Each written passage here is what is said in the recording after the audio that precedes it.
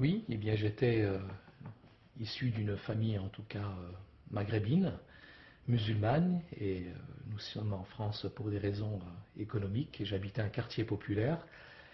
Et tout petit en France, mes parents m'ont inculqué les préceptes de l'islam, religion que je respecte et que j'aime, avec de bons principes éthiques et de moralité. Donc je pratiquais ma religion avec le ramadan chaque année, mes 5 prières. J'aimais Dieu, j'aimais beaucoup les choses de Dieu.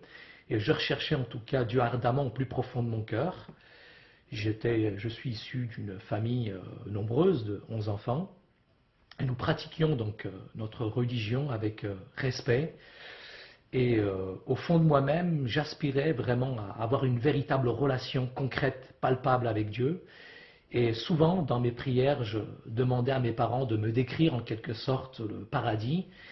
Et souvent, mes parents n'avaient peut-être pas les mots pour me décrire le paradis, alors qu'à l'intérieur de moi-même, il y avait cette recherche vraiment profonde d'une vraie relation personnelle avec Dieu.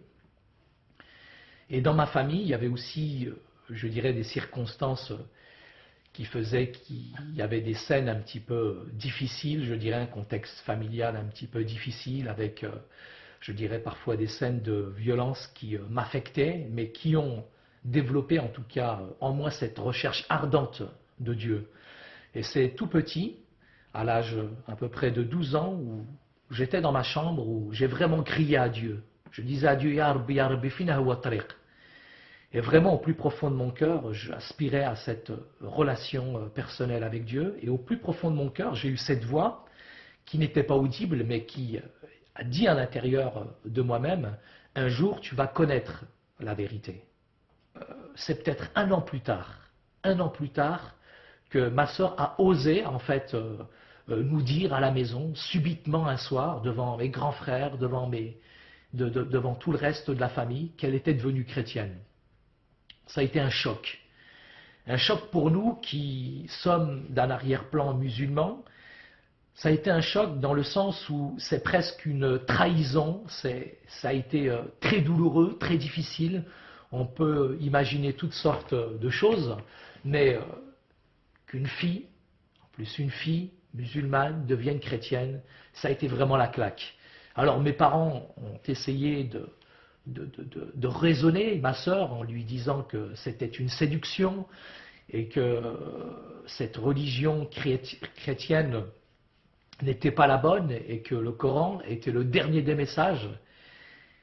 Et il est vrai que ma sœur dégageait quelque chose qu'on ne comprenait pas. Il y avait quelque chose en elle qui nous a bouleversés, cette foi qu'elle avait, ce rayonnement qu'elle avait à l'intérieur d'elle-même et cette conviction que Yasou al-Masih wa tariq wa al-haq wa al-hayat. Elle était convaincue que Jésus était le chemin, la vérité et la vie. Il est vrai que cette conviction qu'elle avait elle-même nous a un petit peu plus ou moins perturbés.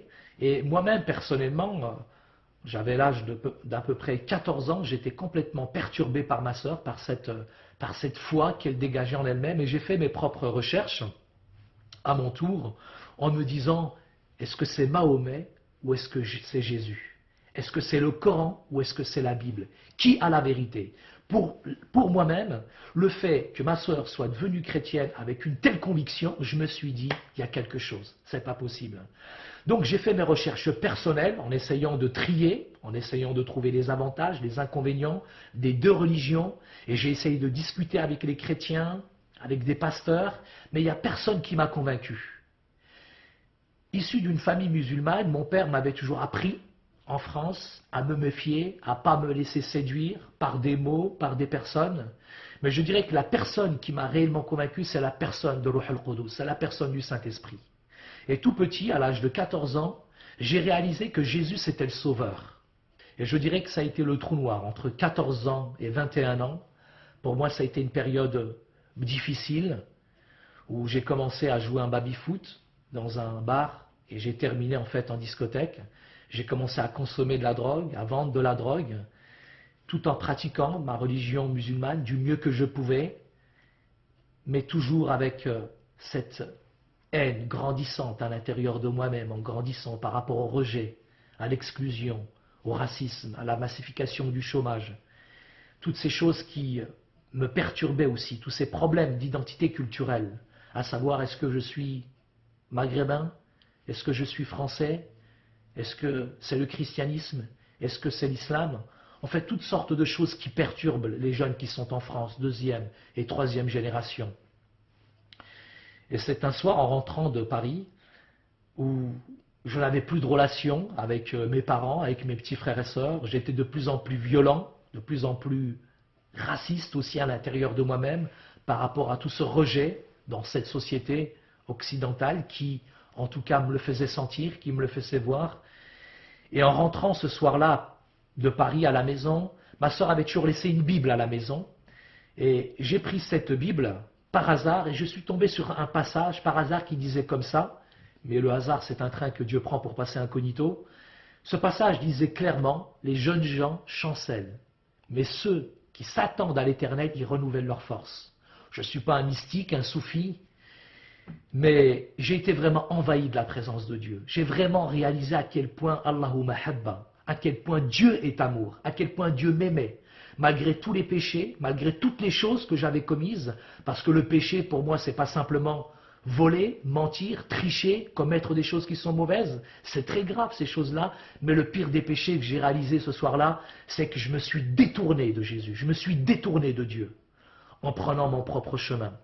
Je suis allé au lycée le lendemain, et là au lycée, comme par hasard, il y avait la gendarmerie, la police des stupes qui m'attendait, et donc j'ai été renvoyé du lycée pour trafic de stupéfiants, et aucun lycée de la région m'acceptait, et le seul lycée qui m'a accepté, c'était juste à côté de chez ma sœur. Si bien que du lundi au vendredi, j'allais à l'école, le samedi soir, j'allais en discothèque, en boîte de nuit, et le dimanche matin, ma sœur, elle me réveillait pour aller à l'église. Elle me disait, chaque dimanche matin, tant que tu seras chez moi, tu viendras à l'église. Et tous les dimanches matins, j'allais à l'église, et j'écoutais le pasteur, j'écoutais les sermons, j'écoutais les prédications, et à l'intérieur de moi-même, je disais, cause toujours tu m'intéresses. J'avais un cœur dur, j'avais un cœur endurci, j'avais un cœur plein de haine, plein de rage à l'intérieur de moi-même. Et souvent, à la fin du culte, j'allais voir ma sœur et je lui disais, mais pourquoi tu as dit et tu as raconté telle scène et telle scène de ma vie au pasteur? Ma sœur, elle me disait, Saïd, je ne lui ai rien dit au pasteur. Je dis, mais pourquoi il a dit ça ce matin au culte alors? Il dit, mais c'est le Saint-Esprit qui parle. C'est Dieu qui parle au travers du message de la Bible. Et 3 mois plus tard, alors que j'avais ce cœur vraiment très endurci au plus profond de moi-même, Dieu a vraiment brisé mon cœur, m'a convaincu de péché. Intellectuellement, je sais ce que c'est que le péché. Dans cette conception aussi de l'islam, le péché est complètement différent de la doctrine biblique. Puisque je dois faire des œuvres qui vont me préqualifier à nouveau pour essayer d'atteindre Dieu, pour essayer d'atteindre Jésus, pour essayer d'atteindre la vérité, le paradis. Alors que dans le christianisme, dans l'évangile rompt complètement avec ces choses-là. J'ai réalisé une chose, c'est que la religion, elle blanchit la surface, mais l'évangile lui transforme l'intérieur. La religion, c'est de bons principes de moralité, alors que l'évangile, c'est une divine proclamation. La religion, toutes les belles religions nous prennent, mais elles laissent l'homme, elles laissent Haït tel qu'il est.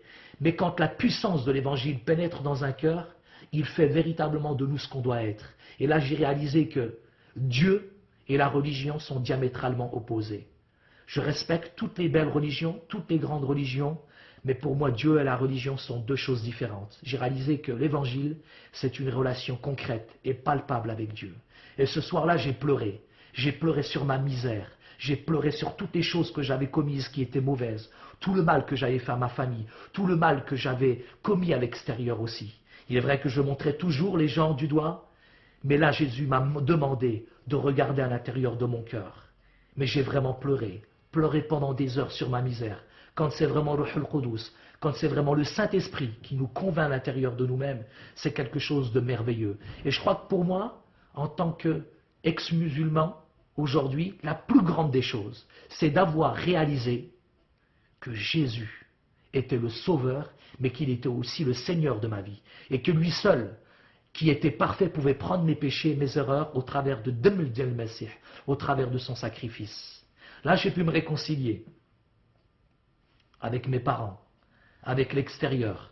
J'avais commis beaucoup de choses qui étaient mauvaises. Et j'ai dû me réconcilier avec beaucoup de personnes. Et plus je demandais vraiment à Dieu de me montrer tout ce que j'avais fait, plus Dieu me montrait le mal que j'avais fait. Et plus j'allais me réconcilier.